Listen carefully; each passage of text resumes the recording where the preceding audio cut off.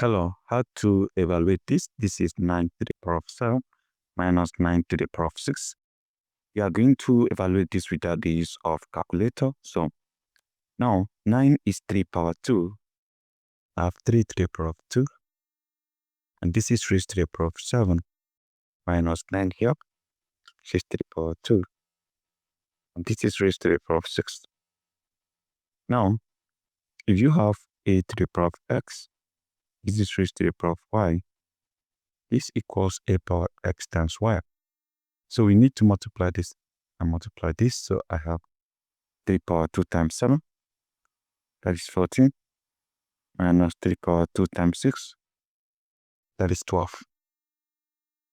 Now, I can express this 14 as summation of 10 and 4, and express this as summation of 10 and 2. So I will have 3 power this is 10 plus 4 minus 3 power this is 10 plus 2. Now, if you have x power y plus z equals x power y times x power z.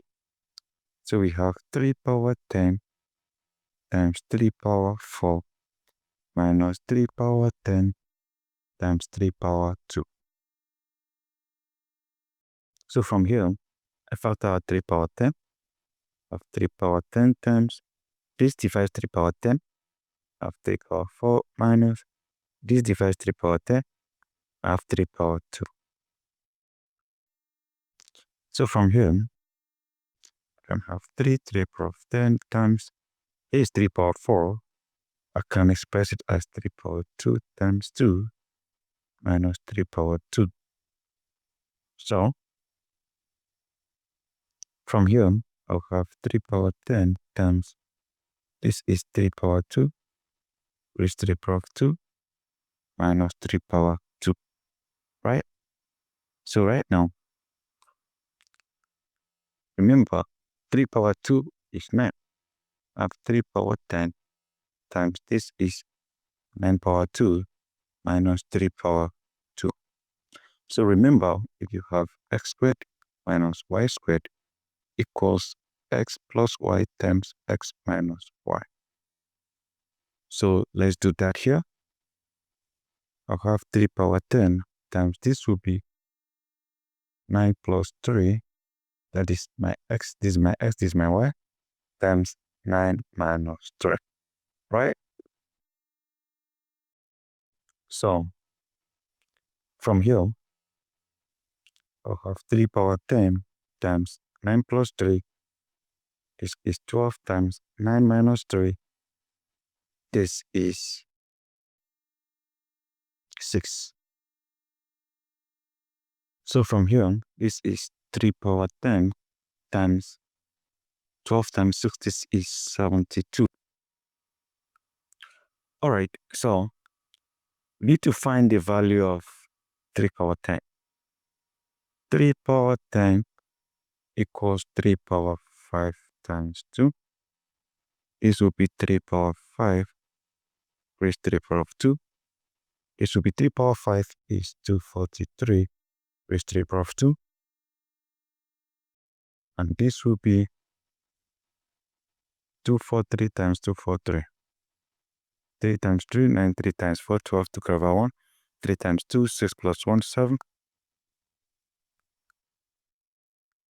4 times 3, 12, 2 over 1. 4 times 4, 16 plus 1, 17. 7 over 1, 4 times 2, 8, 8 plus 1, 9. 2 times 3, 6. 2 times 4, 8. 2 times 2, 4. We add up. So this is 9, 4. This is 20. 0 over 2 and add here. 19, 9 over 1. This is 594 now. So this is 594 9 times 72. So we can multiply this out.